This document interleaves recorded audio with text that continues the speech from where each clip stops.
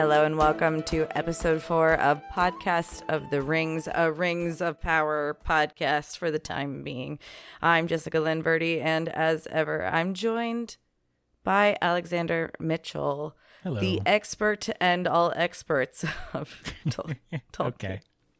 I don't know if I feel comfortable with that, but we're going with it. Yeah, I'm just saying it to have fun. I wanted to see how you would feel about it. I think, like the theory of like 10,000 hours makes you an expert. I think they're like disproving that, but the idea is there, right? Like, hey, if you've devoted that amount of time to something, the likelihood is that you're pretty good at it or you're pretty well versed in it. Some people can do 10,000 hours of something and still be very bad at it. Sure. That doesn't mean they're an expert. Maybe they're an expert at being bad at it. Well, then in that case, I'm an expert. You're an expert in being a total geek for Yes. Tolkien. 100%. That's great. I guess I'm an expert in the fact that I've liked it for that long. Yeah, I mean, I've been a lifelong fan as well, so So I bring something to the table. bring a lot to the table. Oh yeah. Mm-hmm. Okay, great. Well, if you've been with us this far, we not only did deep dives into the lore of the first and second age as it might relate to the current Amazon Prime series Rings of Power, but we're also doing a deep dive discussion into each episode of the Rings of Power series. How many more times do you think I could say Rings of Power? Rings of Power, Rings of Power, Rings of Power. There we go. There we go. We hit the quota. I think that helps us with SEO somehow. I don't know how, but Sure. it does. So we are now at episode 4. Alex, what was the title of episode 4, Rings of Power? The very ominous The Great Wave. And this is Great an important thing in Tolkien's life. Wave? A wave? Yes. So Okay. our opening scene has everything to do with this title, where we get this dream sequence of Miriel. And this is taken from Tolkien's own life.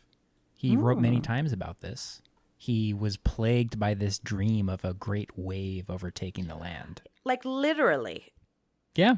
Like this was his IRL issue. This was a recurring dream he had that he worked through in his writings. In Lord of the Rings, Faramir has a similar dream, and he obviously worked this into the Numenor legend. That's interesting. I mean, so that's just basically a stress stream because, every time I'm stressed out, my car is careening off a cliff or the cats have gotten loose. And so I have a recurring... That would be like me working that into my acting or my improv. It's like, okay, well, the cats are gone again. Right.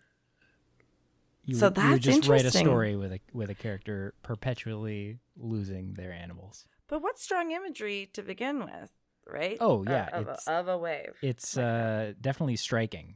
And the way that we see it hit Muriel in this episode is, pretty terrifying. I love how immediately you and I were like, and that's a dream. And we're not quite there yet in the story. I feel like they'd be jumping the gun a little bit. Right. If already, oh no, Numenor's gone. Right. Wow. Just when we meet all these amazing characters. Interesting. All right. So there is a wave ominously hanging out, waiting to come onto the shores of Numenor. Yeah. And it's interesting that we get a lot of this from Muriel's character in the episode, where she sees that she knows about this, right? This is jumping ahead, but we're going to be jumping all over the place. My suspicions were confirmed that Muriel was going to kind of be the Tar Palantir of the show. A little bit, yeah, where she is still kind of the faithful, but we now find out in this episode why she is not going back to the old ways, right? We had this, her talking about a rebellion that happened under her father's rule, and we get the reveal of the Palantir, and apparently this one can tell the future. So there, a little bit before we really deep dive into it, there was watching you watch this show. There was a lot of like, like you were like, you know, Tim Allen from Home Improvement. What was it about this episode that made you quizzical or kind of made you question why they made certain choices? Like, because you didn't elaborate. You did want to save some of those thoughts for today. Yeah, I mean, I don't know if I want to get into this right away, but we will. Well, what is your overall impression of how this episode went, I guess, is my I think thought. The majority of it was really good. And we got a lot of interesting not callbacks, but we got a lot of interesting connections to First Age stuff that I thought was very intriguing and how this relates to that. So we're getting a connective tissue to the First Age, right? We got some of that in the first episode in the prologue, obviously, and now they're starting to tie it in with explaining a little bit more about Tar Palantir, explaining about Elrond's, where he comes from, right, with his father, which correction some corner. Daddy issues. Oh yeah, the continuation of the daddy issues. I think that's going to be a major theme of this first season, at least, if not the whole show. But I was going to say correction corner. I've been pronouncing his name wrong. I've been saying Arendil, but it's Arendil. So Arendil, Elrond's father. We get some ties to that. We get, as I said, ties to Tar Palantir, and we get the reveal of Adar. And we certainly do. We don't know who he is 100%, but we know he was an elf from the First Age in Beleriand. There's theories I've seen on who he is. The main theory, obviously, that is the theory for every single character when they appear on this show. Sauron, Anatar, right? Which I think we can say this guy ain't it. I don't think this person is Sauron. No, because he's just an elf, I think. But he's scary. He's scary. Yes, very frightening. I mean, so there's that, we get him stabbing Magrat and Mercy killing him. R.I.P. Magrat. And he's Magrat deserved better. Yeah, he did, right? Justice for Magrat. They're gonna bring him back season 2. Him and Madar. Yeah. It was interesting seeing how much he cares about these orcs. He really is a father to them. He's tearing up. Oh, I think it's one more level. I think he impregnated an orc and became the father. I think he's legit their father. That could be. I'm gonna hold to that. He is their daddy. I'm telling you right now. I'm telling you, somehow they're going to show us that this is the daddy, actual daddy. So we're gonna get a scene like in Peter Jackson's Two Towers where they show the birthing of the Uruk-hai. We're going to get a scene where it shows how Adar makes the orcs. I definitely think that one of the things that Adar says, you know nothing, everything like, is going to be like, and your mom. I think he's literally the daddy. I really do. I think that, or he like donated lifeblood, or like maybe his scar across his face bled into the earth that then created the orcs. I think a part of him is in the orcs, for sure. We do get the shot of him, and whether or not this is just being sentimental or like being like, this is my blood, where he has the orc blood on his fingers and he kind of looks at it. That's what I'm saying. It would tie itself into some of the, or one of the ways in which Tolkien describes the orcs being made, which is Morgoth capturing elves and corrupting them. So that wouldn't necessarily be too far off. That's somewhat lining up with canon. I do want to address the one of the theories I've seen, which would be interesting, but I don't think would be compatible with your theory, which I like. I like the Adar I don't know I don't know who the birthing vessel was, to be fair. Right. We've never seen an axolotl tank. We've never seen Dune. female orcs, so right. An axolotl tank from Dune is a heck of a reveal, by the way. What is that? I'm. Oh, it's so out of left field for what we're talking about. But okay. You know how Duncan, Idaho is Gola? Sure. Duncan, some DNA remnants of Jason Momoa's character when he's killed in the first book, spoilers, is taken by the Tleilaxlu or something. Believe me, it's like, just if you think.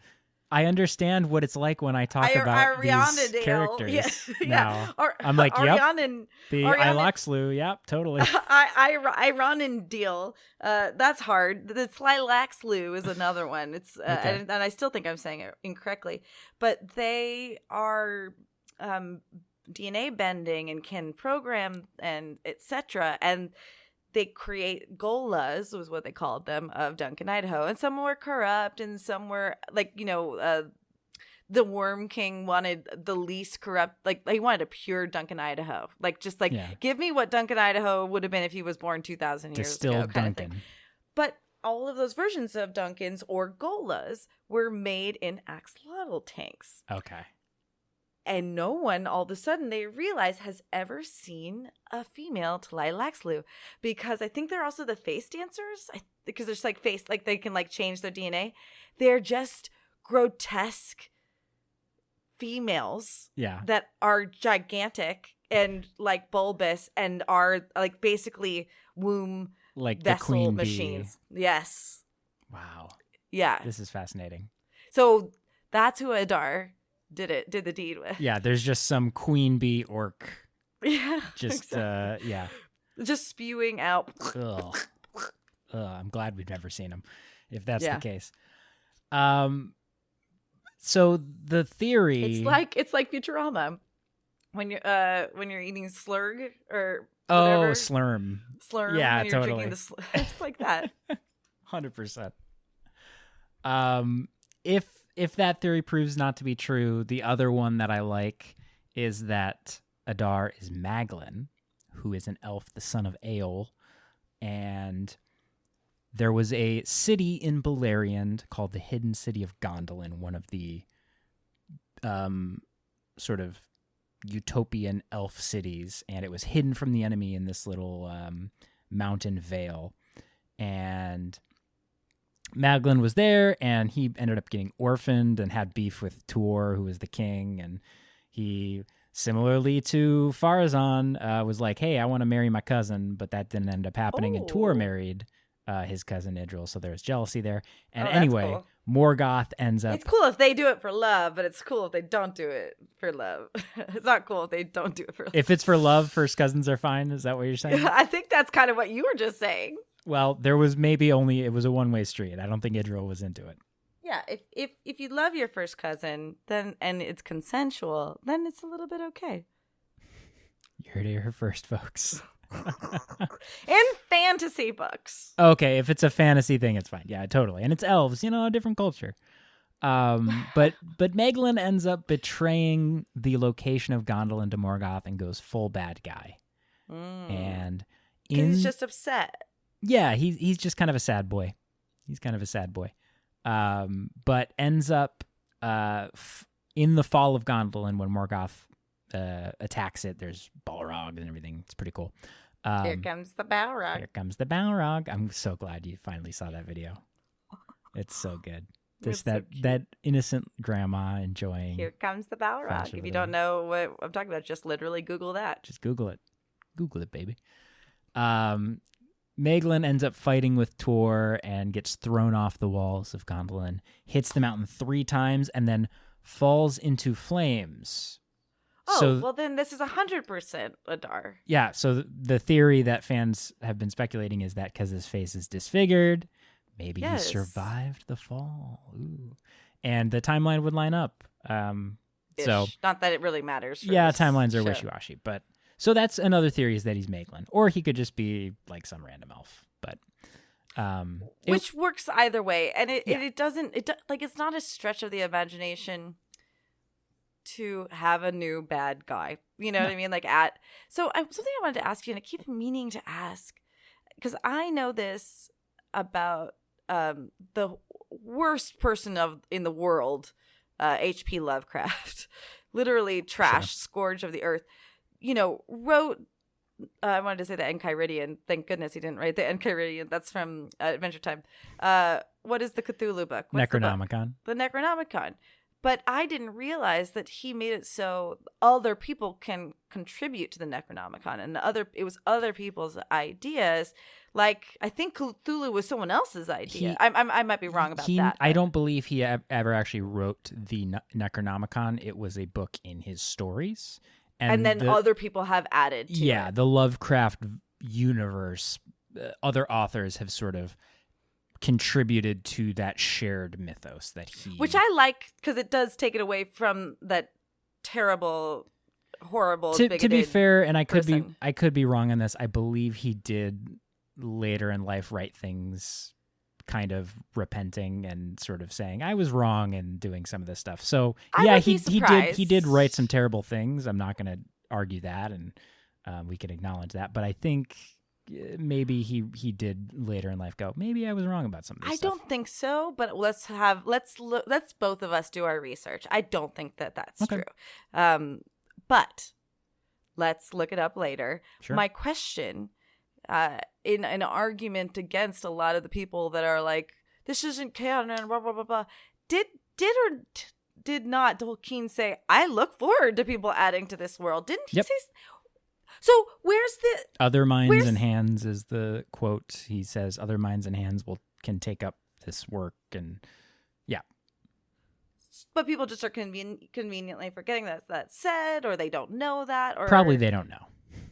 Well, also, if you're just bigoted or racist, you don't care. Like, you can omit the things that don't work for you for your narrative.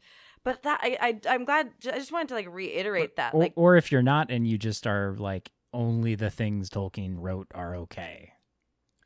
No. Okay. Anyway, you don't have. Look, I'm all against bigots and racists, but you don't have to be a bigot or a racist to also be just kind of a jerk about, being, true only 100% of the text.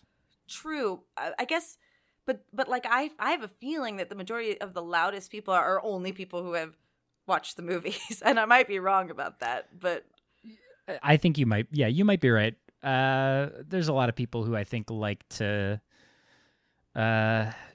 speak with authority they don't everything. Have. Yeah. Twitter's not everything. Sorry, but anyway, I just wanted to set that fact straight for myself. So that's good to know. So we added Adar, I guess, is my point. Yes, for sure. I mean, in addition to some other great characters, like Arondir, for example, in this episode, I love him. So he gets sent by Adar. He was frightened of Adar. Oh, yeah. Well, because he's like, what is this elf doing? Yeah. Like, no one's ever seen an elf like this.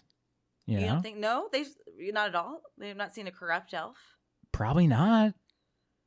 When is the first time we see orcs?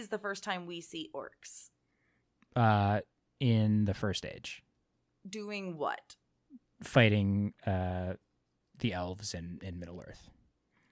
As Morgoth's army. Yeah. Morgoth is the one who creates the orcs, and he sends them to harass. Originally, but like before the Noldor come over, there are still elves in Middle-earth, the ones who didn't end up going to Valinor, and so he's captured whatever the origin of the orcs you choose to believe. Most people, I think, subscribe to he captured elves and corrupted them, makes orcs, and then they do his bidding, and he's, messing stuff up in Middle-earth in the First Age. Well, so then the elves have some sense, if that's the case, of, wow, this used to be my friend Barondir, Yeah, I don't know if they think of it like, oh, this used to be an elf, but there's Adar is still an elf. Yes, he's not an orc. I was about to say that's the difference. Is they can look at orcs and go like, well, these are another thing, but this is an elf who is, and he's saying like, you've been deceived, it would take the remaking of the world to, undo these false beliefs that are being held by the majority of people. And so that's gotta be scary, Well, that scares me too, because sometimes even the people, there's like, we both love this saying, a broken clock can be right twice a day. Yeah. Like, sometimes people that go about things in the wrong way might be fighting for something that is the truth that we don't know it to be the truth. Yeah. That's the scary thing. I was like, oh, does he know things that are actually like earth-shattering for these people? But I because I don't know the lore, I can't superimpose what that might be. I think he was more implying, I'm a follower of Sauron / Morgoth, and you guys revere the Valar, and you're wrong about that. The true God is Morgoth. That's what I'm saying. Yeah, okay. So it could be 1, he's totally right, or 2, he's completely brainwashed himself. Yeah. And then he even says, like, I'm not a god yet. Like, so obviously he's been promised something. Right? Interesting. So, again, that line, another reason to believe this guy ain't Sauron, right? Because Sauron would definitely be like, yeah, I'm a god, or like, I'm pretty close to being, Or he wouldn't say anything, he'd just smile or something. I'm going to write this show. How am I doing so far? Great. Okay, great. So we get that standoff. Arondir gets sent to deliver the message to the Southlanders. We got a little bit more of Theo in this episode. Yeah. And he's an idiot. I mean, he is a teenager, so checks out. I think he's corrupted. The sword is at work, I think. We see him sort of like, playing with the hilt as he's going like, don't be a soft belly. I think this sword is working and corrupting him, and making him want to go out there. My sense was like, he wants to go out there and like try this thing out. That's why he wants to go on this thing. He feels like he's powerful, right? So he goes off with his friend, and then conveniently when they're at this village, the cloud cover comes overhead. It was really good though. Yeah, it was. That whole like orc being trapped with the orcs looking for him was really good. But I mean, like, tense. even the clouds just so happened to roll over. It had a touch of like someone did that. It had, like, the way it was shot, it had a feeling of like, well, because the shadow's always coming, the shadow's always growing, right? So I felt like that city or that little town was engulfed. And Sauron did do that. We know, like, in the Third Age, he would send out sort of masses of dark clouds as shade for his orc armies and stuff. So that was a tactic. So maybe we're seeing a lesser version of that. Yeah. It felt that way. Yeah. Because they are on a journey for finding what Theo has. Right. You were 100% right that that's what they were looking for. And this is what I find interesting and probably further proof. Well, so first of all, Adar is the one that's commanding the groups of orcs so far as we can see that is looking for this sword. Yeah. Or the hilt, I should say. I was thinking the sword was going to keep on growing, but it seems like it only constitutes when there's blood. It's like a lightsaber. Which is interesting. Yeah. It's interesting. And then, like, that begs the question, when does the hilt retract? Like, what are the logistics of this weapon? But, so Adar is the one looking for the hilt for who or for himself. And these orcs are doing Adar's bidding because he's daddy. But, so, there's a thing that could be at play where Theo's actually just drawn to go back because the orcs are there. Oh, interesting, yeah. Compelling him. He's also just angry, right? He's like, well, my mom's not doing, and it just really goes to show, it's like an example of how she's trying to lead through calm and keeping people at, people that are already on edge. She's trying to figure out how to keep them calm. Right. And she's very pragmatic and like, well, right. Okay, go out and hunt. Well, we'll barely get anything. Well, if it gets us through the day. Right. Right. Which is an argument. Yeah. Because the further you go out, the more there are orcs, you know? It's not like she planned to bring everyone to this keep. So you look at Theo, who's like, I know how to lead. Yeah. And it's a really great allusion to how, you know, anger and bloodlust and, you know, trying to prove something won't get you very far. But I think what's really interesting is how did he just intrinsically know to thrust it into his forearm to draw blood? There's something more than just the sword. There's something working on his mind. Because later on we get with Waldrag, right? It's like, you want to know how I got these scars? And he like rolls up his sleeve and they have the same... I'm surprised you're talking about Waldrag right now because that was an unfortunate reveal. I know. I have a new favorite character now. Waldrag with a shirt on? No. He's got that little choker thing though, which is pretty cool. If we're talking fashion of the Southlanders. It's really dumb. Is that some like Morgoth worshiper relic? Is that going to be a reveal? Is that going to be like Theo like kills Waldrag and then puts that on as like a little circlet? And that's his little like mini... How is he going to remove it? It's steel and it's wrapped around his neck. I mean, the head could always come off. But how is Theo going to put it on? He's like, he must have put it on as the steel was cooling. I don't know. Here's my theory that I just made up. Theo's going to kill Waldrag. He's going to take that circle. He's going to put it on. It's a little baby Witch King crown. Theo's going to be the Witch King. I'm calling it here. Full Nazgul. Cool. I mean, you do think he's going to be a Nazgul.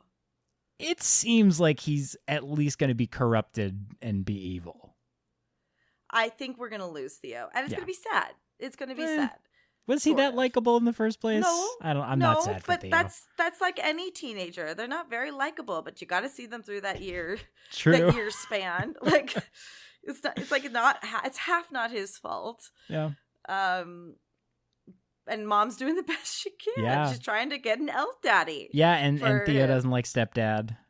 You know, it's just, we've all seen the sitcom, you know, and it's just playing out poorly for Theo. Mm-hmm.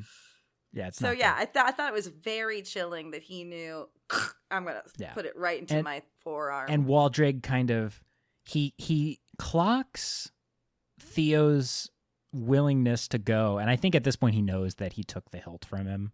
But I missed. He gives him a knowing look when he storms off before they leave. So I think he's like kind of gauging, like, should I, talk to him? But then he says, like, it ain't just a sword, it's a power, right? And so this is like this ancestral thing, which I think it'll be really interesting to explore that and see what happens. Is Waldrag going to take him under his wing? What's going to happen here? I didn't read that so much as we're looking, like, his eyes were crazed. So he throws the mead or the alcohol, whatever, to Theo, who's trying to recuperate once, which we're totally glossing over how he got out from under the orcs. And I know we will get there. Yeah. But this is towards the end of the episode. He throws in the alcohol. And I'm like, you know what? This kid does deserve a drink. He needs to take a chill. Yeah. Give the kid a drink. He's been hamstringed. He's had the worst day of his life. But of his own doing, but still, that's just like any other teenager that goes out for a joyride. And anyway, so the way Waldrag looked was like a crazed fanatic. It was like a flip switched. So I think more it's an example of there are a lot of men that are lying in wait for the second coming of Sauron. That's it. Yeah. So like, that's an interesting question you bring up is we know Waldrag is loyal to the old ways. Is he alone in that? I don't think so. I think that's what I'm saying. Is like, I don't know that we're going to see Waldrag lead an army, to go fight, to build the Dark Tower or whatever. Yeah. But I do think he is an example of the lying in wait contingency. Yeah. And at the end of the episode, we get Arondir delivering Adar's message, which is, you have a choice. He will spare you if you agree to submit to him and basically be his slaves. If there is, and we don't know how that pans out, if they're going to tell anybody, if they're going to just like give people that option, if they're going to say, no, we're fighting, right? if there is this contingency, how is that going to play out? Some people might be willing. There might be a majority willing to just be like, yep, let's go. We've been waiting. Our time has come. So I'm interested to see what happens with that. I think there's a lot of complications that we're going to see. It's because now the other side of what was happening on the other side of the world was the Númenóreans were being called into action by Galadriel, who was doing yet again a poor job of entreating the queen. So yeah, with the Galadriel element of this, we again see her hot-headedness, and she's basically like, here's the evidence, right? I think that Halbrand is the king. Here's the evidence for Sauron's return. We got to go save the Southlanders and unite them under their king. And Muriel's like, nah, that's the craziest thing I've heard in weeks. And then Galadriel looks and just turns on a dime and is like, well, then I want to talk. Show me your, can I speak to your manager, please? Oh, she does a Karen. She Karens. She Karened. Full the on Black Karen. Queen. Yep. No. Can I speak to your manager? And she goes, you don't know what you're talking about. And throws her in the gulag. Now, I will say it was a really great moment of acting. I know I've disparaged our dear Morfydd, whatever her name is. Morvith? Morvith. Yes. I was pretty impressed with her fervor and vitriol. There's a tempest in me, right? Yeah, it was very good. Yeah. And it is a slow burn character, to be fair. But at the same time, I was like, this isn't, you already tried this. Yeah, there is a bit of like frustration, but there's beat repeating too. She gets thrown in the brig again, Well, no, she didn't. She never got thrown in the brig, but she got told to stay. You know what I mean? Like, yeah. It's a little bit of the same beat. But now she's coming back like, look, I have proof. But Muriel's still like, nope, well, too bad. Right. Númenor has chosen a different path is what she says, I think, or something like that. And she, fair. But Galadriel shoots a shot and goes a little bit too far. And there's a great moment with Elendil here where, she mentions like, oh, Halbrand's the king. And then Muriel's like, oh, and I suppose our friend Elendil here is a runic emperor. And he goes, a petty lord, actually. Which I liked. You needed that. You needed that levity. That of all people. And it's an acknowledgement of like, oh, no, he is a lord. Although petty lord, not quite canon, but whatever. They acknowledge he's like at least upper station. And that actually ties in with Isildur's kind of what's happening with him, which is briefly, there's not too much with Isildur going on this episode, but we see him basically intentionally get kicked off the Sea Watch, and his friend get kicked out with him, and they're mad at him because they're like, the West, your brother's on and on about that, which I'm like, give us Anarion. I want Anarion. Who's Anarion? The brother. His brother, who went west. And we don't know what he's doing really other than he's in the West, but Isildur wants to follow in his footsteps. There is a voice that's calling him. Do you? Yes. Or is that just in his head? Like, I know people have theorized what that voice is. Some people think it's his mom, and other people... Oh, interesting. I didn't make that connection. Because we do get his friends mention, oh, you're always blabbering on about your dead mom, which is like, geez, okay. I know you're pissed, sure. but like... So then it could be the mom, if that's the thing. Yeah, I mean, I think it's more just characters in Tolkien have visions and all this kind of thing. So it's sort of a religious kind of thing. I don't think you have a voice that isn't attached to a character, though. Maybe, yeah, it might be a reveal. I mean, I don't think it's like literally his dead mom, but yeah, the voice could be because something's calling him. Yeah, it's coming from the Meneltarma, which is the holy site in Númenor, the mountain in the middle of Númenor, which was a place that they had rites for the Valar to. They were. It's really the only like temples that are kind of described in Tolkien where they worshipped Eru, and it's really the only instance we see of like worship directly of Eru instead of like maybe the Valar or something. Eru Ilúvatar being like the main god who created everything, including the Valar. Right.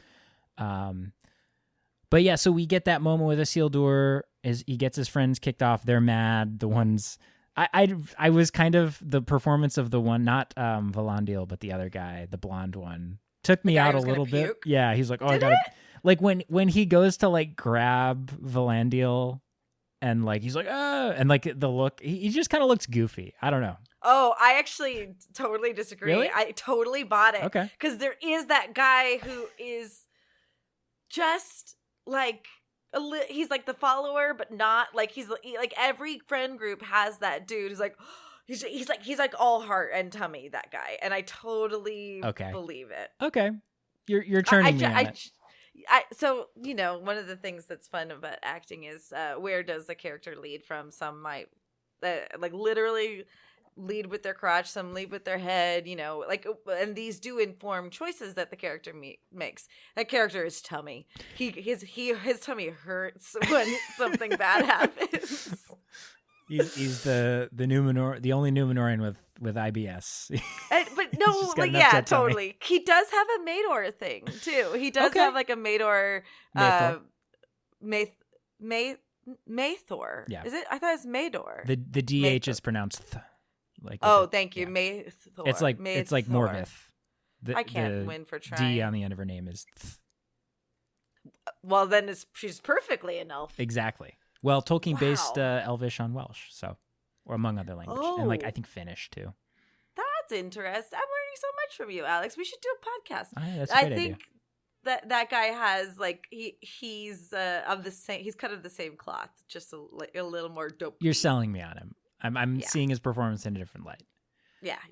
But so they're pissed at Isildur because they're saying, well, you didn't even earn this. Like, your dad's a lord. Valandil's like, I worked my butt off since I was a kid with an oar, and you just ruined this, and you don't even care about it. So that's an interesting dynamic of the kind of calling out, like, Isildur's privilege as someone from a family of means and status. And then this guy here, it was pure hard work and on a whim because this guy wants to go west. He's like, So I liked that dynamic. And then we see later on in the end of the episode, they all kind of are like, all right, we got a new purpose, but we'll get to that. Well, and that's interesting, too. So then we do get a little bit about the sister. This was the weakest part of the episode to me. It is the weakest. It feels like, here's why. She could be interesting. I know almost nothing about her. I'm open to the character being interesting. Yeah. And she's gotten into the guild's masters thing, right? So she's going to be the new apprentice or something. And we do get a little bit of insight into.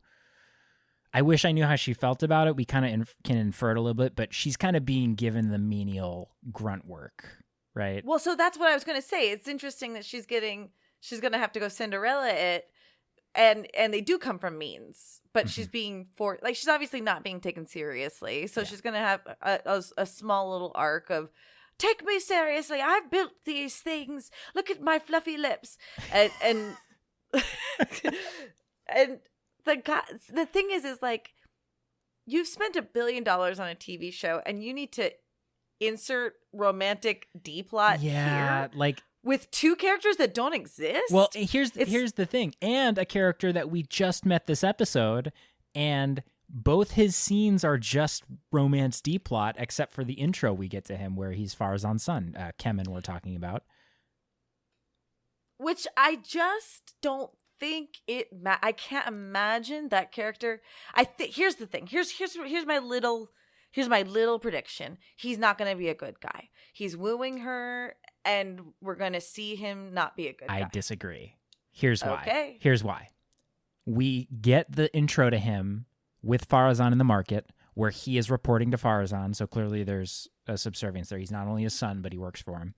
I don't know in what capacity, because I don't even think Farazan knows what he does. So exactly right, and we get this thing of he's clever, right? He says some pithy joke, and he's like, "I was trying to be clever," and Farazan's like, men of ambition don't need to be clever; they need wisdom, right? So we're getting this tension, and we get the line where Kemen says, there's no one in a favor he isn't owed, a name he doesn't know, blah blah blah. Basically, Farazan runs this place, right? Right. And Aaron goes, "Oh, pretty impressive, right?" And he goes, "I was about to say infuriating, actually." So we get this thing of him not liking his father for whatever reason, right? So I think with Farazan, we'll get to why I think this later, but I think he is going to use the events at the end of the episode with what Muriel does as a play to gain more power. And 100,000%. And we're going to see Kemen at some point somehow try and undermine that. Maybe with Aarion? I don't know. Well, so here's a little bit more with a little bit more credence to your idea. If he's a good guy, it's going to suck when she turns out to be Anatar. Anatar. I mean, that's a theory out there, and I'm into it. It's interesting. It could be. I'm all for the gender bent characters, so yeah, let's go. I would be jealous to not be in that casting room. At least have a shot for Sauron. Boy, I've always wanted to play Sauron. I've always wanted to play Iago. I've always, me and the male villains. I want it. So I just think, I guess maybe my skin crawls because it's such a forced plot. It's so uninteresting, and you have so much else to do in this series that you waste time on that. I hope that this is just, again, because there's a lot going on in this episode plot wise.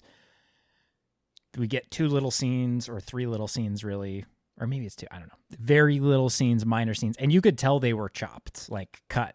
There were beats that was like, felt like it. Yeah. There was more there that was left on the cutting room floor. Yeah, because they're trying to fit it all in. So I'm hoping this is set up for, all right, we got the little scenes of intro out of the way, and then they're going to have more stuff to do later on. But again, there's just so much happening. So let's examine something really quickly. We have a lot of female characters, and one of the things they're touting about this series is diversity, and they're already contending with pre-existing text, but elaborating it on it further. You have Galadriel, who her whole plot is based off of the death of her brother, so it's inspired by her brother, and everyone's shipping her and Halbrand, or we're like, oh, there's supposed to be some sort of, it's not explicit, but it's there. There was that article, I don't remember where it was, that I think inaccurately just assumed, and they wrote and reported, oh, and playing Galadriel's love interest, Halbrand. And it's like, well, okay. Well, I mean, it's not that. I think it is not that. Okay, it's fine. I think there's more to it than that. Sure. But we were kind of like, ooh, here's another, ooh, cool. Hot guy. Hot guy. Arondir and Bronwyn, that her whole introduction is her having the hots for him. Yes. Hold on. Okay. So, Nori doesn't have a love interest, but her plot revolves around a male, a man, and even Muriel is affected by the men around her, which is good to tell the story about, like how she's like the only person acting independently, but still is tending to her father. Yes. I guess what I mean is, like, then you look at Elrond has nothing to do with a woman being in his character. So we also have Disa, whose whole thing is she's Durin's wife. But she's not integral to his plot. Yes, but Durin is integral to hers. Durin's integral to hers, and vice versa. So yes, I guess I'm just trying to. Correct me if I'm wrong. There's not a lot of Bechdel tests passing female characters. I'm not citing that yet as flaw with the show, but when you force a pairing of those two characters who could have actually just been buds, like Galadriel and Elrond, could have been like, oh yeah, that guy. Oh yeah, that guy. You know, they didn't need to be sexually attracted to each other to have a story and be in a plot together. You mean Halbrand? I mean, Came and what's the brother, the son of Farazan and the sister Kemen. of Asil. Kemen and Aarion. They didn't need to have a love plot also. Oh. They didn't need to introduce a guy for her to have an interesting story. I agree. Or at least, if they do that, don't make it the connection is him hitting on her and going out to dinner. Make it so like, okay, they just meet and become friends or something. You know what I mean? Or it just could have been done just a little bit better than, she stopped in the middle of the courtyard to listen to Farazan talk. He's captivating. There was no reason for her to be in that scene. No reason. No motivation whatsoever. Yeah. It's uninteresting. Yeah. It's bad writing. I'm sure it might lead to something more interesting, but it's really bad. Because in the other scene she has, Aarion, she's just talking to Isildur about everything he was doing. So we really get no idea, except for the illusions where it's like, oh, what are you doing? Oh, I'm on mop duty or whatever they say, blah, blah. That's like the only kind of character moment we get for her that isn't, as you said, tied to either her brother or this guy Kemen. So yeah, I want to... I just challenge some awareness around that. Yeah. I again, it's not taking me out of it, but because that's what we're doing here is analyzing the show, they're not giving women an independent stab at things here, which is interesting. Speaking of the relationships between men and women, we do get this scene after Galadriel gets thrown in the prison that I actually did like, but then the way it concludes, I was very confused at first. It was so confusing. So on rewatch, I got it a little more, but it was still confusing. So Galadriel... I know what happened, but it's executed poorly. Yes. And the way the scene ends is really bad. It's confounding. Okay, so you're talking about Galadriel and Halbrand. Yes. So Halbrand basically gives her a little politicking advice, right? And says like, well, I'm not going to give you advice on being a warrior, but you're clearly the battlefield of the courtroom is not your strong suit. And he basically says, you need to identify what Miriel fears. And then she goes, what, to exploit her? And he goes, no, so that you can give her a way to master it so you can master her. Which is definitely Anatar talk. Clearly. That's an Anatar playbook move. It is. Are you being sarcastic? A little bit. Only because I don't think he's Anatar. He's giving rings to people to be the master of their domain so that he could... one ring to... You're right. Come You're on. right. You're right. I rescind my sarcasm. It is an Anatar playbook move. I still don't think he's Sauron. Fair, but I'm just saying that's a very sinister way to look at that's not a leader. Well, he isn't a leader. I know. But again, I hold to my original feels about this character. Not a good guy. I don't like him. I agree. He's not a good guy. And here's how I know that he's not a good guy. They are not healing his face. Everyone else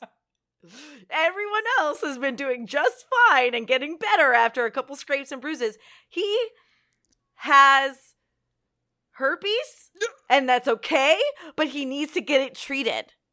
Yeah. I'm not saying... Listen, there are a lot of people suffer from herpes. He needs help. That's why he wants to stay on Numenor, because they have free healthcare. They don't have that in the Southlands. That was his whole thing. He was actually on the ship to move to Numenor to get some dental and face work done. Someone give him an ointment, please. But that's what I'm saying. They're keeping him besmirched. They're keeping him dirty. Dirty because I think he's off. I think he's wrong. Something's wrong with him. That's my thought. Okay. I those are valid points. Maybe it's that I hope he's not Sauron, but I agree with you that he's not a good. I hope he's not Sauron. I agree with you. He's not a good guy. I don't think so. But he is giving Galadriel good advice here. However, how to be a bad guy? No. I think he's actually that. It's just good advice for politicking. Sure, for politicking. Because clearly she needs the help. Right. Right. But here's where it gets weird. Okay, so this happens, and then the Numenorian guard, along with Farazan, come in, and they're like, all right, we're here to take you out in the middle of the night so no one can see you, and we'll get you off the island. Yeah. And then we get a thing I also don't like, which I'm fine with Galadriel being a badass, but she just, no weapons, nothing, just boom, boom, boom. And they even had to cut away to, they show her blocking one hit, and then they cut away, and then when they cut back, she's just thrown them all in the cell. They couldn't even show the choreography of how she did it. It's just magic, which was a little bit okay. But then Farazan goes to draw his sword, and Halbrand, and he says, I can't let her leave. And then Halbrand says, You could if you know where she's going. Now, I was very confused on first watch of this, but I kind of get what they were going for. He was politicking Pharazôn. He was giving him a one-up politically to go, the elf has escaped, but I think I know where she's going. And it looks good. And you'll get brownie points for reporting this. And also, this might benefit you in the long run. Because here's what I think. And this, again, goes to your point of Halbrand not being a good guy. A conversation they had off screen, and this is why I think it's confusing, unless maybe next episode they'll enlighten the viewer as to what happened. I think the implication here is Halbrand said to Pharazôn, look, she's going to convince Miriel to let us go and let this happen. And what's going to happen is Halbrand has such an insight into Númenórean politics, apparently, that he can sit there and go, I know that you want power. I know that Miriel is loyal to the elves. And if she does this, seeing into the future of what happens at the end of the episode, if she does this, it's going to set you up for a really good grab at power when the people turn against Miriel. And I think that's what happened. And that conversation happened off screen. And that's why Pharazôn was like, you know what, Halbrand, you're right. I'm going to let her go and do this. And then I will scheme and do all the statecraft and politicking and usurp Miriel's power. But it's usurp, not usurp. Usurp, Arendil, I don't know. So if that is what happened, it makes sense. But then also, like, how does Halbrand just have that much of an insight? Is he on a tar? Maybe. I don't know. But I thought it was weird that he said that in front of Galadriel, too. I don't think she was paying attention. No, she literally looked at him and winked and then took off. Okay. Was there a that wink? Happened. It might as well. Was there a wink? There might as well have been. Okay, I'm going to go off to talk to Miriel. And she gave that horseback smile, too.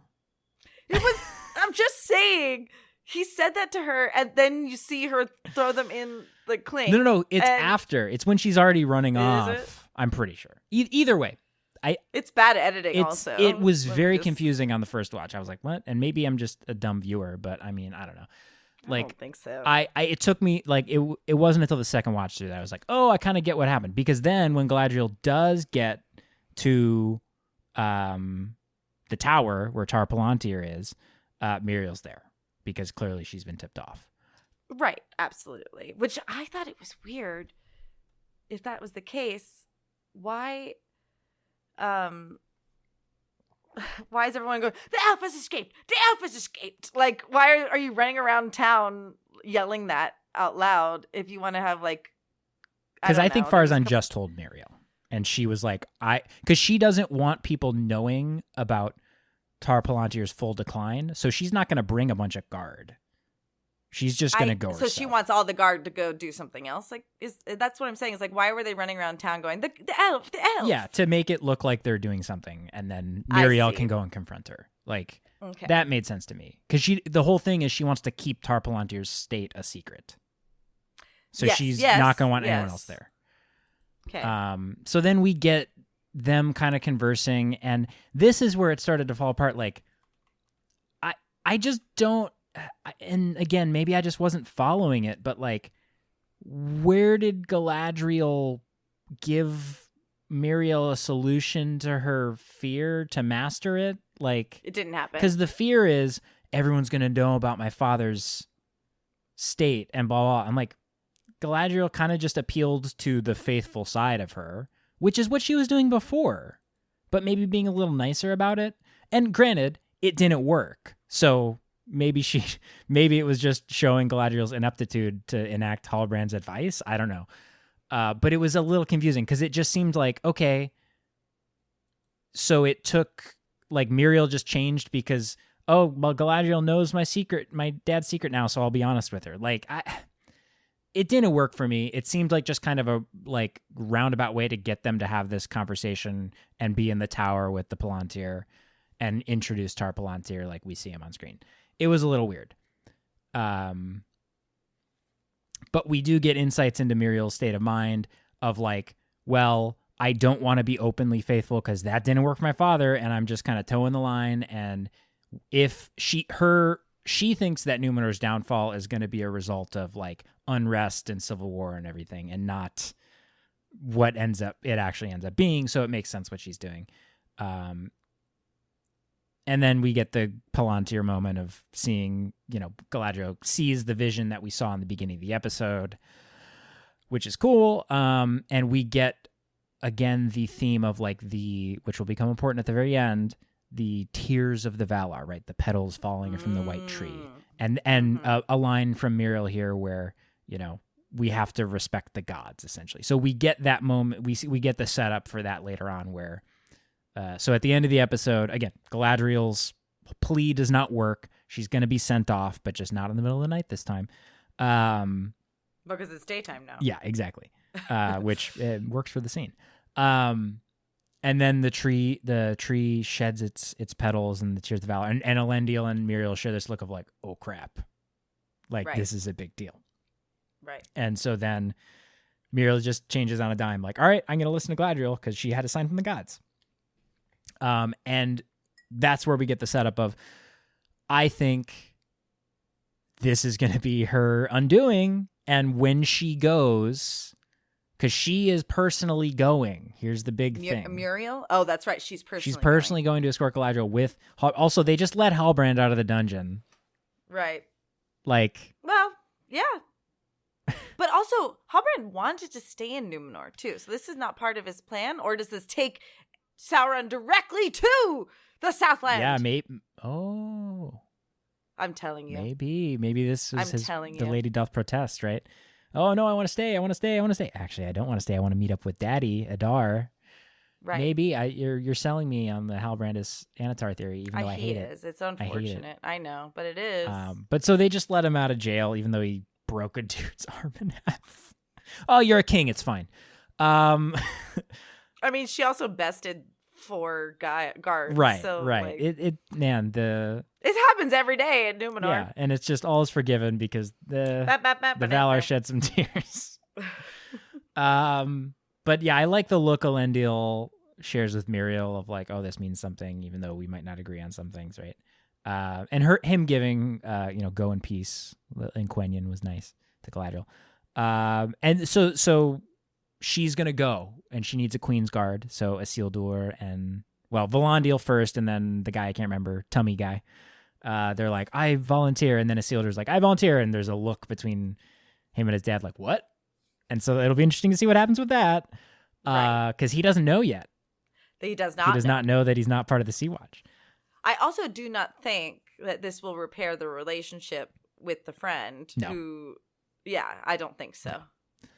I think it's going to be like, oh, well, my friends are going and I ding-donged this. Well, I also think it's because Isildur has that conversation with Aryan of, well, I'm not worthy to go into the West because I did these terrible things. I thought that's what I wanted to do, but and also he's like, well, Dad won't let me take Beric, so I can't go to the West, which I loved. So now he's kind of just aimless, like no purpose, because he doesn't feel like he's worthy enough to do what his brother did. And so he's like, all right, I'll just enlist. Right. So it'll be interesting to see what Farazan does with those, there's going to be a power vacuum. Muriel's going to be off the island. Farazan's going to be working his mischief. So I'm excited to see that. That's perfect. So I was confused. Why I was ready for them to cut to Farazan to be like we shouldn't be going, but he was like, he was cocking it up, going, "Go, everybody, go!" Yeah, he wants her out of the picture. I didn't even think of it. Mm-hmm. Because it suits him to back. Yeah. Oh, Mike, he's the people's man. He's the man's people. And so she's gonna be out of the picture, and he's gonna be like, "Look, she went off with the elf," like all this stuff. And I don't think he's gonna be that obvious because he clearly. He's going to kill Tar Palantir. I don't think Tar Palantir's... I guess if he killed Tar Palantir, rulership would go to Muriel, like officially. She wouldn't be Queen Regent. She would be Queen. Right. So somehow he will take advantage of the power vacuum. It's perfect. Exactly right. But let's go to our favorite elf. Because we haven't talked about him. Maethor. Well... We'll get to we didn't do the Maethor. We're gonna do that at the end because I know exactly what the Maethor minute's gonna be. Arondir. So he, when we have Theo, in town with the orcs, we get this awesome moment of him. We get an awesome one shot, by the way, where he's kind of like stumbling through. It's like this, I don't know how many minutes. It's a cool shot. The crane shot or the tracking shot where he's like walking through town. Yeah. And like barely sneaking past these orcs, and then he gets captured. He's doing such a poor job. And then like I even said, it was like, and he's around the corner. Yep, exactly. He looks back and smiles like, I did it. And it's like, oh, nope. No, you didn't. But he gets his butt saved by Arondir, stabs that orc. Now that was compelling editing. Yeah. I really thought he was about to lose his arm, which was even more interesting because that was the arm he was using for the sword, yada yada. He could have become like Finn from Adventure Time, which you're not there yet, so you don't know what I'm talking about. But the is at the same time, and we're like, oh, this kid's dead, or his arm's off for sure. And we don't hear the thud, and then we cut to Arondir just being awesome, man. So cool. Awesome. And then we get the very reminiscent of end of Fellowship of the Ring film, slow-mo running through the woods, running from a horde of orcs, and Arondir is just showing off his badassery. We thought Legolas had badass moves in the Peter Jackson films. Okay, the coolest thing I've seen. I don't care about shooting 2-3 arrows at once. I don't care about shield surfing down in Helm's Deep. I don't care about surfing down a Mumakil's trunk. Okay. First of all, the shove. Okay. I know. Both of us were like, what?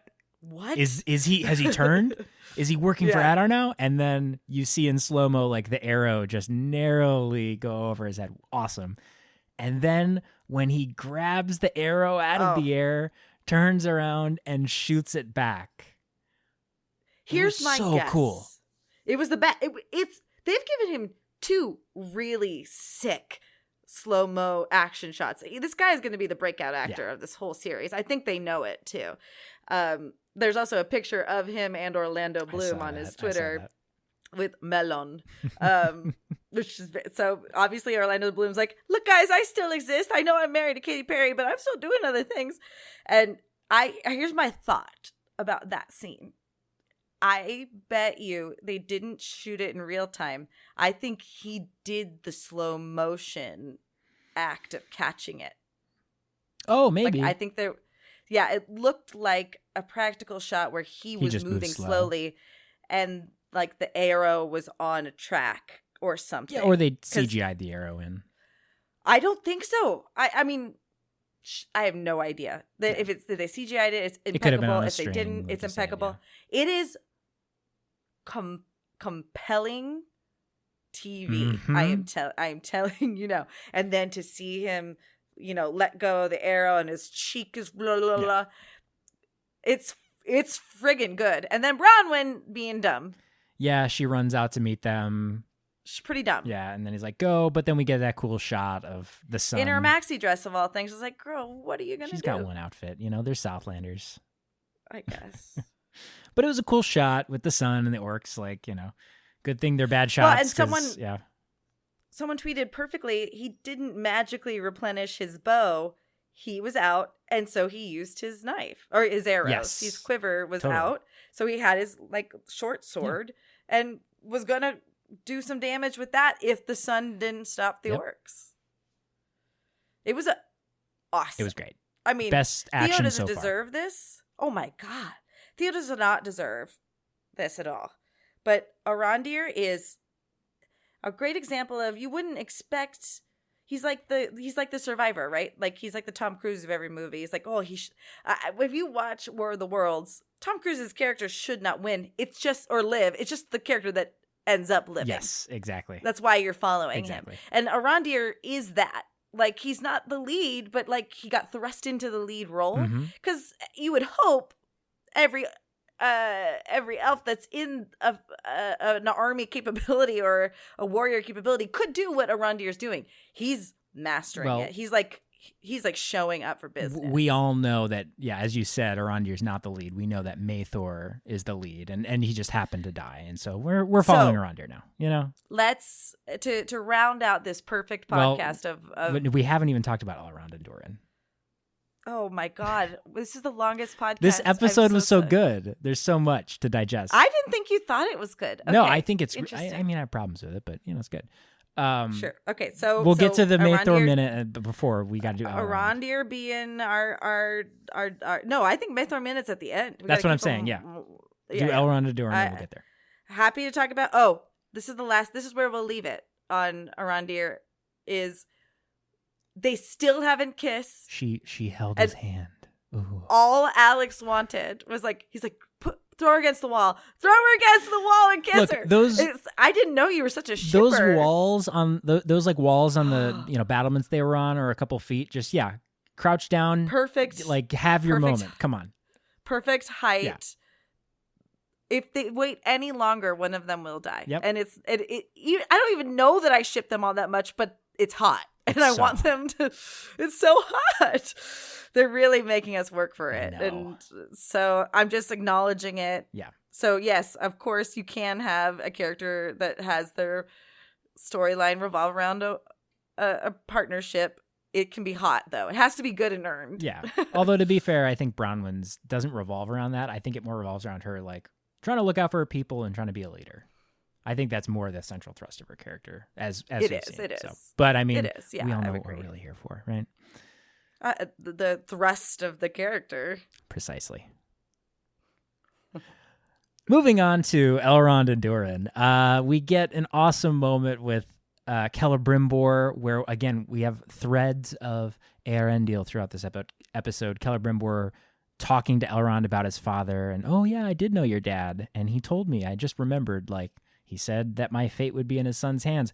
Foreshadowing, as we talked about on the Elrond episode, Elrond did send go with a force from Lindon to Eregion in the War of the Elves and Sauron. So I think they're setting that up, and in addition, just all the relations that Elrond's going to have with the dwarves in Eregion. So I thought that was very cool. And then we get Celebrimbor dropping the little hint of I shouldn't say anything, but your friend, he's been avoiding us. He's been avoiding me. And Elrond's let me go do some politicking and take care of this. There was some nefarious thing going on with Celebrimbor, though. Even the way it felt weird. Do you think? Because I had this thought, and I'm I don't know if that's it, but I could see this interpretation. Do you think he said that to him purposefully because he knew that the dwarves were hiding something, and he wanted to send Elrond to go figure it out, as opposed to him just kind of mentioning it could be that. Yeah, I don't know. It could be that. I think what was more nefarious was your father said something off seemed. Yes, it was a man reminiscing of a thing, but it felt I saw this on someone else's tweet too. It seemed like he had already been turned. It seemed like it had already been affected. So my theory, I know you're strong of the Halbrand is Anatar theory. My theory is that Anatar is in Eregion working with Celebrimbor, and we haven't seen him yet. I just think that's weird if that's the case, but I understand. Because of the whole we need this done by spring thing. And right. There is you're not wrong. Something is compelling him. You're right. That is yes. That's probably more accurate. I think it's really uninteresting. It also could be something with Gil-galad. It could be. That we don't know, which I'm so looking forward to next episode because we're actually going to freaking see Gil-galad. Oh, okay, interesting. Because at the end, we'll get to the end. So Elrond goes and he has kind of a showdown with Disa where he's like, so your husband, he's been avoiding me. Where is he at? And Disa's sort of artfully giving him all these reasons that he sees through, but then she has reasons for the reasons. It's a great little moment of tension between them, and we get the kids playing their knocking game, which will become important. And then we see one of the coolest shots in this episode, elf superpowers. Legolas, what do your elven eyes see? We get that Elrond moment where he's spying on them, and that track, the dolly zoom shot where we get kind of the zoom in, he's using his eyes to see them, and he can hear what they're saying. I thought that was really cool.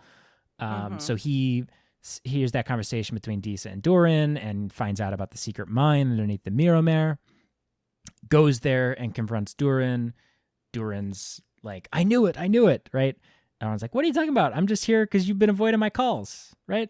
I call you 10 times. You don't return my calls anymore. What's wrong? Which he should take the hint, so. Right? No, elves don't take hints, clearly. No, this is true. They're not very subtle in that regard. But he swears on the mountain and his father, again, we get the father, Eärendil, that he won't tell anyone else if Durin tells him what's up. And we get the reveal, finally, it is Mithril that they found. And this was very interesting because when he hands the Mithril to him and he starts explaining it and says like, oh, it's, it means gray glitter. I think it'd be Mithraud in your tongue. He says, no, Mithril. I was getting vibes from like borrowing sort of tone and like shots and like vibes, for lack of a better term, of the Jackson films, like when we see like Gandalf or like different characters like holding the One Ring of like, this is a tempting thing. This is ominous. This is dark. And I went, is Elrond being like, because that doesn't seem to me to be like something that makes sense of like Elrond being tempted or like, persuaded by the Mithril. And he even just hands it. He's like, hey, hand it back. And then Durin's like, no, keep it. Which in that moment, I was like, don't keep it. Clearly this is going to be bad and someone's going to find it. And so dumb. I don't want to see their friendship be broken up over this. So I would say I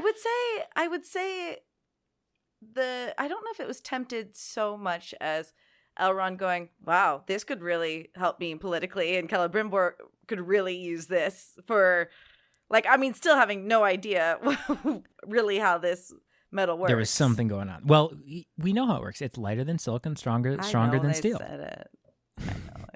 It could be a new age for our people. Okay. Okay. I think also, I agree with you there, but it was like clearly the wheels are turning in Elrond's head, but I don't think he betrayed Durin. So it was just interesting. He's not going to. Well, he was. So here's the thing that really, it's jumping ahead a little bit, but that it just so happens that it's very dangerous to mine. And I was like, why? And then I remembered why. Here comes the Balrog. And they were able to save the miners that were trapped. Thanks to Disa's plea to the mountain. I loved that scene. Also, the way it intercut with Arondir's action scene. Oh, that's right. Yeah, it was a very cool, like, the music started at the end of that, and then we cut to Disa singing to the mountain. It was very cool. That actress is getting to, spread her wings, and it's really quite amazing. Literally. She was just arms outstretched singing to the mountain. It was great. It was amazing. Yeah, it's also one of the standout characters. I think I said earlier that she's obviously not like an A-plot character or like, she's not going to have a huge impact, but she does, obviously. It's not me saying she's not important, but the actress is milking that role for all it's worth, and it's amazing. Yeah. So the only thing that confuses me is the first time we meet Durin, the father. He's like, they know you're hiding something, blah, blah, blah. He basically is covetous of what we learn to be in this episode is Mithril. And then Durin the son bursts in, I'm so mad at my dad because my dad said I had to close the mines because it's not safe. He's taking away my toys. But it's Durin who wants the Mithril and is covetous of it. So it doesn't make sense. Yeah, because I thought it would, I agree. It should have been the other way around. Durin the son should have been like, no, we need to close the, at least to like Durin a little bit more, the son. He's putting his people at jeopardy and knows it.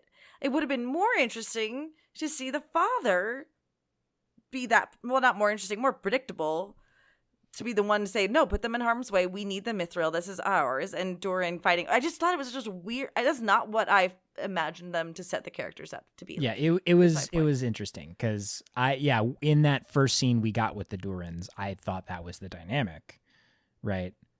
Granted, covetous, normal, like afraid, and then Durin the son was just reflecting that from his dad. Because he was so against sharing anything with the elves. right? And, it's like, right. There's hammer and there's stone, right? One breaks. So yeah, to see him then be like, no, we're shutting it down. It was like, okay. I mean, they're still protective of what they have, but yeah, he's not going full force ahead with the mining operations. I thought it was weird. Yeah. I just thought it was weird. Yeah, it was weird. But I mean, clearly he's wise because it's going to end up being bad for them. But yeah, so we get that father-son dynamic, and then we get Elrond dropping some wisdom, talking about, again, the common thread, Eärendil, and we get the whole meme of, my father's a star and my mother's a bird. And he tells the tale of his father becoming a star and, him looking up, wondering what the judgment of his father would be, whether he'd be happy or whether he'd be displeased, and then going, well, really, I just want to talk to my dad and hear his judgment. The cat's in the cradle and the silver spoon. Pretty much that whole spiel. Yeah. Relating to Durin, like, look, you can talk to your dad. Go and talk to your dad. Like, I don't have that opportunity. And I paused the episode and rewound it when this happened, but his little smirk after he drops wisdom on Durin is so good. I was just like, yeah, I just nailed that. I'm the best friend. I'm such a good friend. I'm so good at this. Yeah, this is my I'm so politic. Yeah, I'm the best politician. Yeah. And then we get a cute little moment of Disa asking for Elrond's side of the story, and we get some fun elf dwarf banner, which is always great writing. Yeah. Great writing. Great way to end a scene. Just a moment of levity. I wonder if they have some people writing some things and other people writing other things. Maybe, because all the Elrond Durin stuff has been on fire, and the other stuff, maybe there's some holes in it. So, yeah, who knows? Just a thought. Just a thought. And then we get Durin talking to his dad and taking Elrond's advice, and we get a brief lore moment of the dwarf reincarnation thing is kind of there, where Durin, the father, says, well, it's our people's belief that the wisdom and knowledge of the king passes down like mystically. So they keep some of that, but it's not quite full reincarnation, which I liked the nod to. They're acknowledging the lore there. And then we get him approving Durin to go to Lindon, which is great. We're going to get to see Gil-galad, and Durin is going to get to have someone in Gil-galad's court and feel things out. And he still doesn't trust Gil-galad because he says to Durin, like, well, what do your instincts say? He says, I still don't trust him. So Gil-galad's up to something. I'm curious to see what it is. That's been the tease for the first half of this season.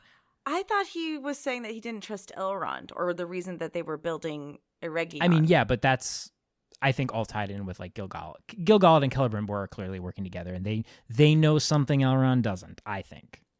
Got it. Okay, I see. And here's what I kind of wanted them to say. This is all I wanted, was for Durin to be like, I think Elrond's fine, but there's something more at play. Because clearly he trusts him, right? Well, right. I just needed him to say, well, the elf is fine, but other things, because otherwise it's like, dude, you just made him swear. You idiotically gave him. I still can't believe the mithril. Why'd you do that, buddy? You're so dumb. It was so dumb. I've been there though, where I'm like, I don't know how else to end this. Here, just take the necklace. I've given things away that I should never have because I was like, oh, you like it? Oh, here, you can have it. Like in the moment, know it's bad.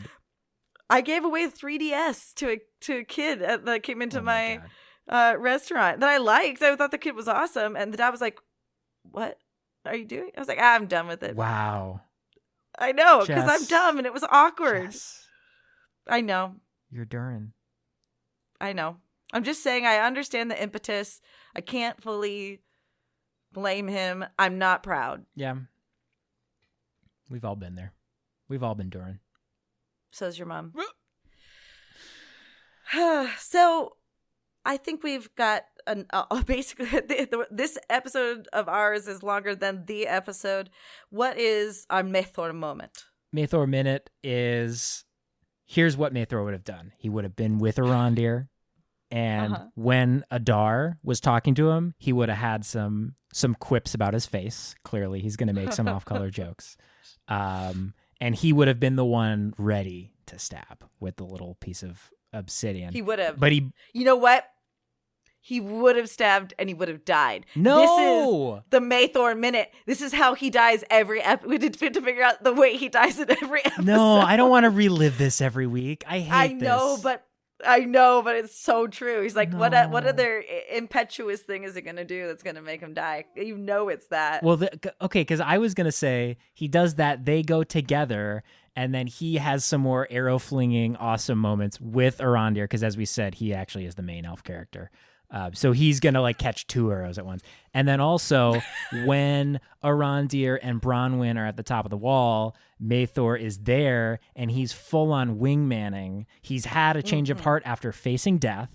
And before he was like, this ain't going to work. It's only happened twice and it ended in tragedy. And he goes, you know what? Like, actually, I've changed my mind. You only live once. And so he would have been wingmanning it for Arondir, like, oh, I tripped, and like pushing them together or something. You know, like he would have been up there on that wall helping him out. So.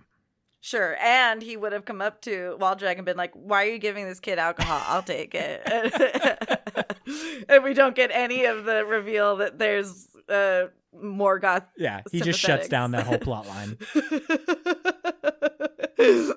Okay, I think both things could happen. He either gets killed by a dart. I think you do that one. You do the how he dies every episode. It's so sad. I know. You're so I don't right. want it. The whole point was so Alex, he could live on. I know, but if he keeps on making it, then he could continue. I mean, dying is pretty cool. We'll never forget him. Alex, what are you looking forward to next episode? You already said Gil-galad is on the slate because we know we're going to Linden. Gil-galad, I think, is Gil-galad and Linden. I'm looking forward to seeing the politics there with Elrond and Durin. We got to see how the Harfoots are getting along. Honestly, I'm not looking forward to the Harfoots. That was an absence that was felt, and it was a good one. Honestly.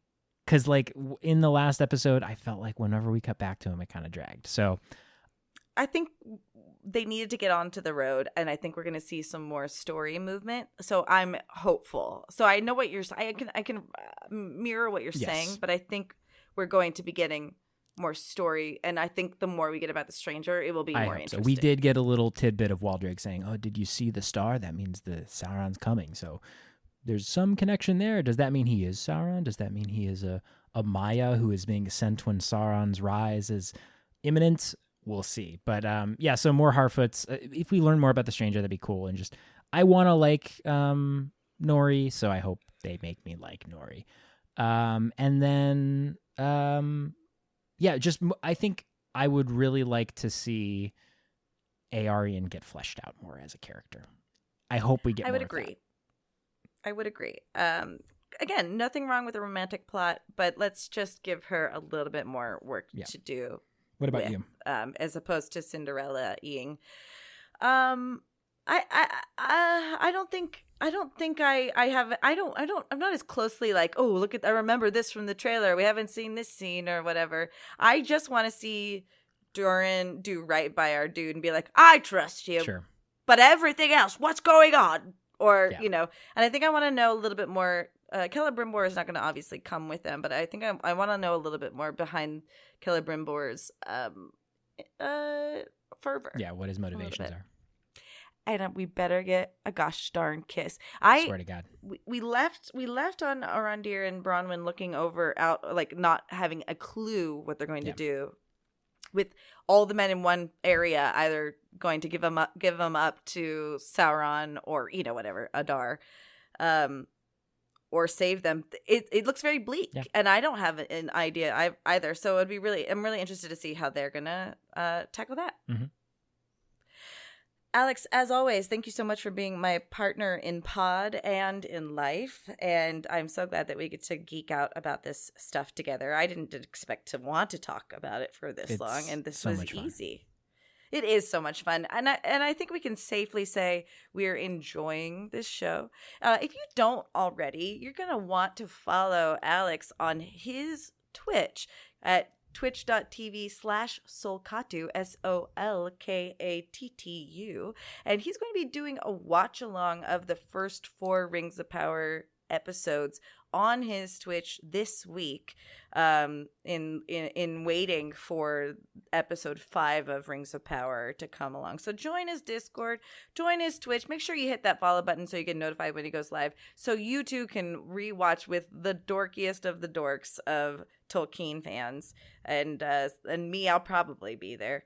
And then you can, find our Patreon at patreon.com/Pod of the Rings. And or Podcast of the Rings on Pod of the Rings on Twitter, Podcast of the Rings. No, wait, Potter Pod on Instagram now. Yes. So POTRPOD. And if you just wanted to tell me I was really great and interesting this episode, you could email us at podcast@oftherings@gmail.com. Alex, anything else you need them to know? We'd appreciate if you've been enjoying the show, just leave a rating and review on Apple Podcasts. Let us know what you think. We want to hear what you think of the show. What were your favorite moments of this last episode 4? Tell us your thoughts. Next time you listen, bring a melon. Alex, I'll see you next time. And until then, our roads meet again. Perfect. Leave it in. Yeah, no, it's in.